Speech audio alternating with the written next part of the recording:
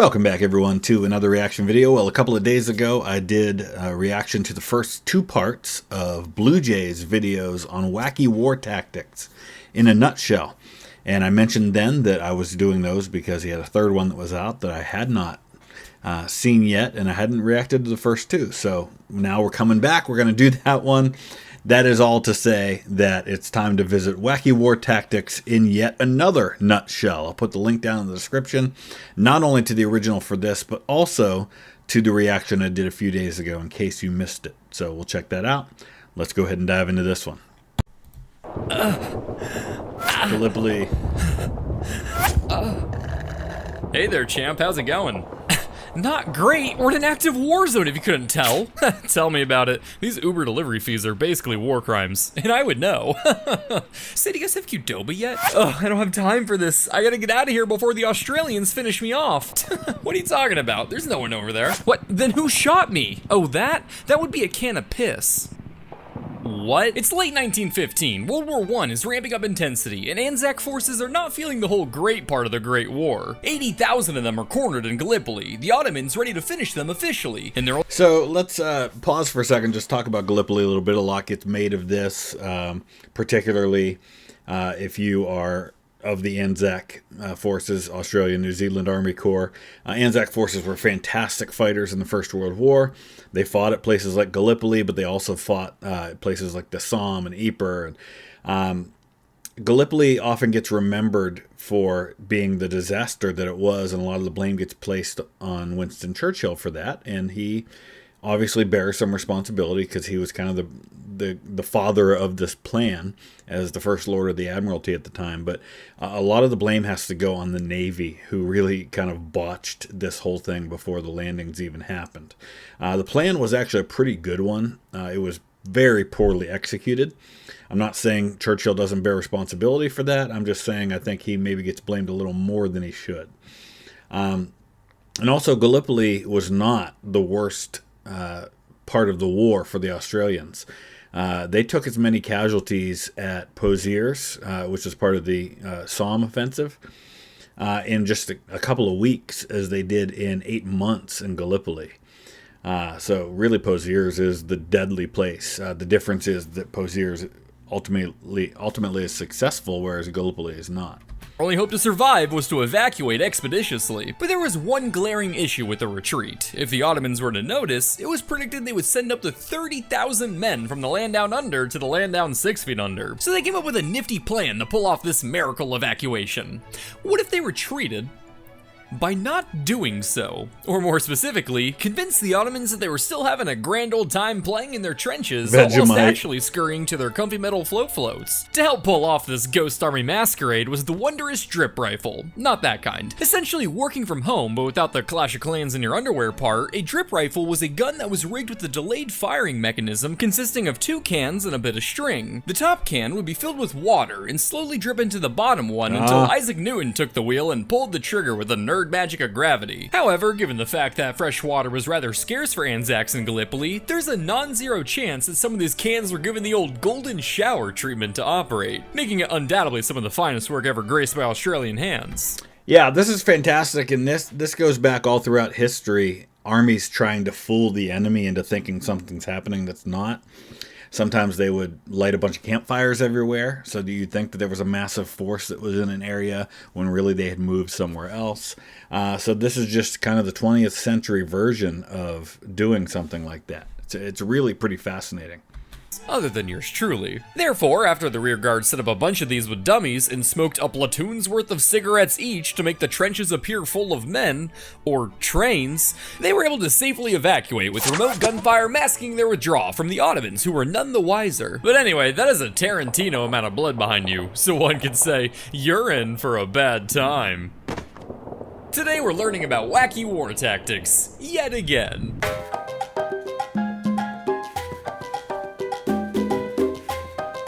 It is fun music. I watch you while you sleep.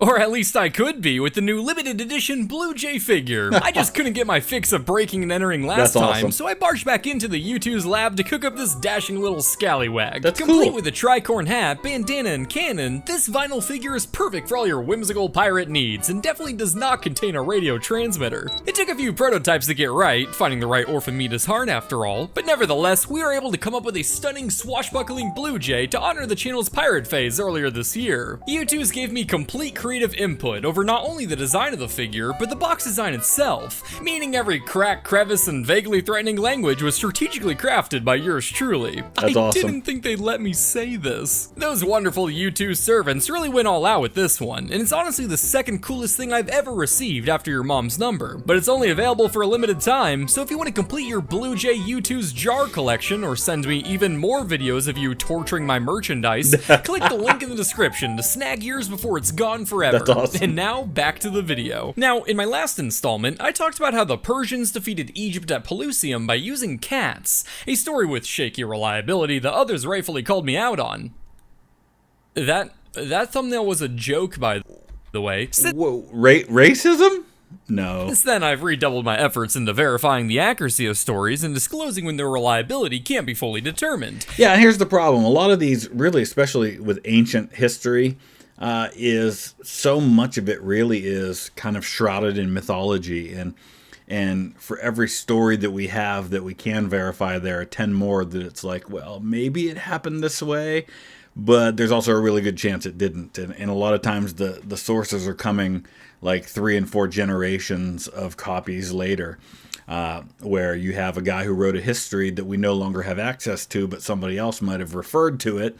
Well, now we don't have that somebody else's stuff either, but somebody referred to them referring to them, and that's how it goes. Ancient history is always a blurry topic after all, and while this first story takes place around the same time as the Battle of Pelusium, the tale of cat warfare was first reported 700 years after the fact, and only comes from a single source. Today's story has... But you got to remember, with the things like the Library at Alexandria, a lot of the documents that were there, of course, we have lost. But we have people who had access to those that wrote about them. You know, there's an example of this. A lot of what we know about Egyptian history comes from an Egyptian historian that I think was writing in like 200 or 300 BC. But we don't have his materials anymore, but we have people like Josephus, who was writing in the 1st century AD, who had access to that Egyptian historian and was writing down what he was reading from him. So that's kind of where we get some of this stuff. As 2. Ancient China, the spring and autumn period, also known as history's first battle royale, with something like 200 states vying for power, including the Qi. Or the fancy Chi. Or the letter E. When they weren't competing for a name that sounded the most like a Pokemon with brain damage, they spent their time kickstarting many major philosophies, such as Confucianism to guide people on morality, or Taoism to guide hippies on their first tattoos. But above all, these Chinese states enjoyed their art, like war. The Art of War by Sun Tzu was potentially written during this period, a military text made famous for its revolutionary tactical advice, like give your soldiers food and think before you move. This priceless knowledge. Yeah, and Sabaton did an entire album called The Art of War, and I think the songs all are introduced by one of those things. So, for example, the song Price of a Mile, which is about the Third Battle of Ypres, Passchendaele, starts out with, I'm pretty sure it's a quote from Sun Tzu where he says, throw your soldiers into the fight once there is no hope, and they will prefer death to flight, something like that. By Helu, the king of Wu, who utilized it along with the legendary man himself to squad up and wage wars, cranking 90s on his neighbors, trying to clutch that dub. And the next stop on his way to a victory royale was his demure neighbor down south. I did it. But at what cost? Upon hearing of the death of its leader, Helu seized the opportunity to wage war on the state of Yue as it was transitioning to its new king Goizhan. So with their crosshairs set, the state of Wu prepared for their invasion. Alright boys, before we go, let's just check our little manual here. Food. Make sure to bring food, guys. Genius. Of course. I love swallowing objects. And it looks like we need something called fire. Fire? What that? Oh, it like air, but when angry. Oh. Yeah, oh, you mean bad touch. Excellent. And we also need candy for every soldier. Wait, this ink is fresh. Who wrote this? Maybe it's a new update. While being invaded by the local superpower with a military influenced by one of the most legendary generals of all time was a less than ideal way to celebrate a new promotion, Gojan was nonetheless determined to resist. But fighting such a renowned military required some cunning, it required some wit, it required a cutthroat mentality. Wait, that's it! Taking my advice a bit too literally, in one battle, Gojan, quote, sent 3 waves of convicted criminals toward the Wu front lines, where, with a great shout, they proceeded to cut their own throats. Now, different sources claim that they were actually soldiers willing to die instead of criminals, but either way, the goal here, other than giving me content, was to leave the Wu forces stupefied and intimidated. However, I can see this plan easily backfiring. That's right! We're fucking crazy! You better surrender! Holy shit, sir! I don't think I could fight them! This is insane! Hold on, Corporal. Just hold on. What's a corporal? Oh my god, that's insane! Haha, that it is! Could you imagine how scary it would be if they did that again? That's right! We're demented! B Squadron, show 'em! Oh, I hope they don't do it a third humanity! time. What eldritch horrors awaits if these demons were to descend upon us? Horror indeed! I just might surrender if they did that yet again. Right! Fuck. Squadron C, show these men before the eyes of our gods what we're capable of!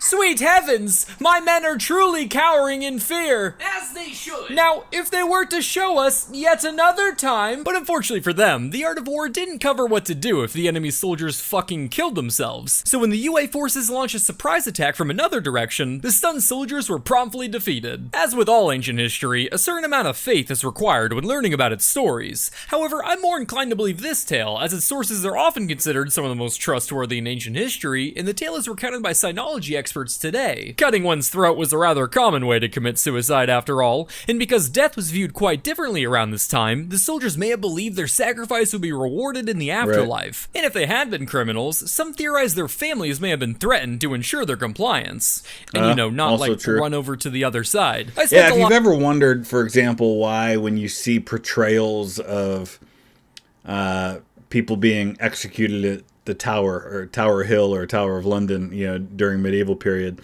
why these people would get up, for example, and praise King Henry VIII, who was the one who was responsible for them being executed, to get up and say all these nice things about Henry before being executed by Henry's people. Well, the fact is that at that point you were going to die either way. So number one, you're making sure you die by the most humane means possible, which if you're a woman, for example, that means being beheaded instead of being burned at the stake. If you're a man, it means being beheaded instead of being hanged, drawn, and quartered.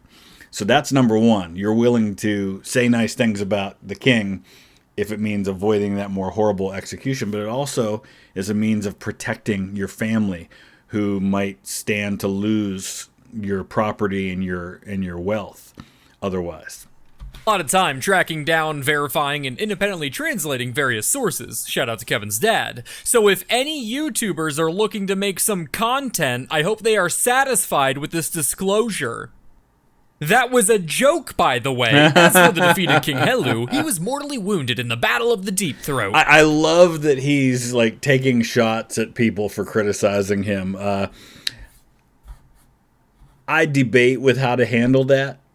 For example, obviously, I responded when there was somebody who made a video claiming that my friend JD from the History Underground, that he and I were gay lovers that were somehow in cahoots to scam people out of money when JD had all his stuff stolen in Greece, and I knew that he was losing months of content. So I set up a GoFundMe without his knowledge to try and get his equipment back as quickly as possible so he could still record and not lose that whole summer where he was making content for his channel. And that led to a couple of videos that a guy made basically making all these ridiculous accusations that we were splitting the money and all this stuff. I never saw a dime of that, and I know JD ended up giving a lot of it away anyhow. But in fact, I gave like $500 in that fund that I set up. But then there have been other channels that have done videos about me that I have just ignored. A lot of times they're small channels that are making ridiculous accusations that are just trying to get views. And it's honestly just not even worth my response. And I've had people ask me, are you going to respond to so-and-so? No, I don't want to give them the platform. So kudos to BlueJay for taking this on. Cuts, but lived long enough to tell his son and soon-to-be king to never forget about Yue. And so, holding his dying father's hand, his son made a vow. He was never gonna give Yue up, never gonna let Yue down. Jumping forward 100 years, we have the Persian Empire at the top of their game. They've been balling around the peasants of the Fertile Crescent and are now the largest empire by any assessment. With the recovery of Egypt, an economy full of riches, the future was looking bright for little old Persia's business. Source Emperor Tiger Star. So long as a Greek boy with a city naming habit doesn't come along. It's 334 BC. A Greek boy with a city naming, like Alexandria. And the Persian Empire is being invaded by a man so legendary, so monumental, that his world-altering conquest and exploits would forever land him with the name Alexander the Great. That is, unless you subscribe to my theory. Yeah, I don't know, he's weirdly close with that cavalry commander. Probably not the only saddle he's riding. Call me crazy, but I just don't think Alexander is straight. What was that? Duh, I was just saying that Alexander is great. What's going on over here, babe? Alex? Ah, Hephaestion. Finished getting that city named after me? Which one? Alexandria, or Alexandria? Alexandria. Oh, yes, paperwork's been submitted. Excellent. Oh, hey, Alexander the Great. Make sure to write that one down. A few years in, and Alexander's been slapping around Darius pretty good. And after taking over modern-day Turkey, it was time to plan their next move. Alright, that was a great victory. Now for diplomacy. Go further east, that's a fantastic idea. No, sir, should we not engage the Persians in negotiations so as to not overextend ourselves and risk hemorrhaging our forces against the largest empire known to man? Oh, my sweet Clythius. No. Alexander was determined to push further east, conquering the whole of Persia. But first, he knew he had to secure his supply lines from the danger of the Persian navy, making him the second military mastermind in history to uncover the divine wisdom, soldier need food. And to achieve the security and control the Mediterranean, the city of Tyre needed... An army marches on its stomach. Some of the greatest generals in history were that because they were able to supply their armies in ways that their enemies couldn't do. To fall. There was just one small problem with that though. Alright, Tyre should be right around here. Oh. Looks like it's an island, sir. But what if it wasn't? What? Without a strong enough navy of his own, Alexander decided that peninsulas were in fashion and ordered his men to throw fuckloads of rocks in the water to build a land bridge all the way to the fortified island of Tyre. However, this would be no easy project. The island was supported by a navy, surrounded by lofty walls, and was a whole kilometer off the coast. But impregnable wasn't a word Alexander liked hearing. This will be a monumental task, not to mention the city is near impregnable. Hey, I have no problem impregnating. I'm the king of Macedonia after all. Right. So anyway, if we want this to work, we're gonna have to figure out how to get it up. Who told you that? That was one time, Clythius. Is Mary running that bitch mouth again? No, sir, I'm sorry. Please, don't be too hard on me. I have no problem getting hard. Call him Alexander Deflate. What was that? I said you're Alexander the Great. You have a magnificent cock, I had no idea that we were going to be getting Alexander the Great sex jokes in this particular video. Chucking enough rocks in the ocean to build a causeway wide enough to shove multiple siege towers out towards our great Lord Cthulhu is quite the exhausting task. But luckily for Alexander, there were plenty of local hands perfectly capable of carrying rocks nearby, and they were just too excited to help. All that's needed now is a bountiful supply of rocks.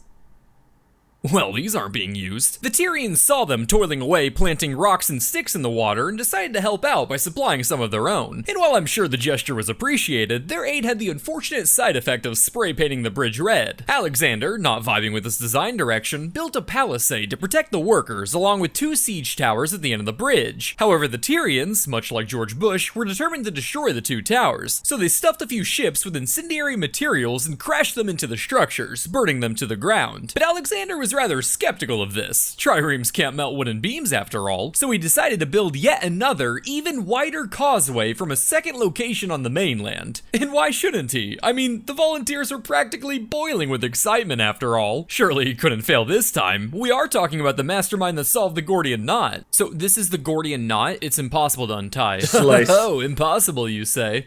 Yeah, it has to be. It's holding a suspended load of concrete over an orphanage. So you're saying it'd take a true hero to untie it, huh? No, ideally it should not be messed with. Oh, sweet Jesus! Yeah, Aristotle was my teacher. But a bridge wasn't going to be enough on its own. Alexander needed ships, lots of them. And luckily for him, he had just captured a bunch of Phoenician cities with naval fleets just sitting around collecting dust when they could be collecting skulls. So he rounded them up and brought them to the island. The siege dragged on, the Macedonians slaving away with naval protection, while the Tyrians provided them some public theater with volunteers from the audience. Things would eventually come to an end when the Macedonians overwhelmed the Tyrians by attacking from both man-made land and sea. And finally, after the great Alexander gloriously conquered the city, cementing yet another story in his legacy that would sculpt the cultural transcending legend of a truly magnificent man, he was able to stand tall atop his prize and sell the women and children to slavery, crucifying 2,000 of the few surviving men. As they say, another epic victory for the OG. Who says that? It'll catch on, you'll see. Well, you won't see. You'll be very dead. Only the citizens... crucifixion was originally something that was picked up from that part of the world and adopted by the Greeks, adopted by the Romans, adopted by others. It's a pretty horrible way to die, which means it's a great way to send a message to your enemies and your potential threats. Don't mess with me or this is what happens to you. And selling the women and children into slavery, as horrible as it sounds today, that's how war was done at that time. So it's nothing unusual about Alexander the Great that he did that. Taking shelter in a temple were spared, including the king of Tyre himself. As for Alexander's 7-month rock stacking project, the remains of it are still visible, centuries of sand accumulation have terraformed the island of Tyre into the peninsula of Tyre, one of the oldest continuously inhabited cities in the world that you could still visit to this day. That's awesome. Well, maybe hold off for now. We remember the Cold War as that funny half-century period where two halves of the world edged each other to see who would splooge plutonium first. But while today we know both sides ended up being true long-lasting kings, the Brits of the 1950s weren't so sure and needed to develop some contingency plans in case the hammer and sickle came a-knockin'. But how does one stop the LeBron of steamrolling through Eastern Europe from doing just that? Well, luckily, the puzzle of keeping big groups of people out of big chunks of area while also assisting with hell's underpopulation problem had already been solved. Landmines. Only problem was, landmines were kind of lacking pizzazz. That was last decade's fashion after all, so how does one jazz up this concept with the taste of the 1950s trends? Introducing Operation Blue Peacock, which was renamed from Blue Bunny, which was renamed from Brown Bunny. Really doing everything they can to avoid a Warner Bros. Lawsuit. Blue Peacock was a project to develop a nuclear landmine with the goal of putting the first Soviet man into orbit. The plan was to bury a bunch of these in an area so uninhabitable and undesirable that nobody would mind it getting destroyed and irradiated. What? You know, somewhere like Germany. This way, if the Soviets were to invade the Iron Curtain, their advance would be halted in their tracks with some atomic confetti. I feel like, though, if you did this and they knew they were there, you're basically giving free nukes to the enemy.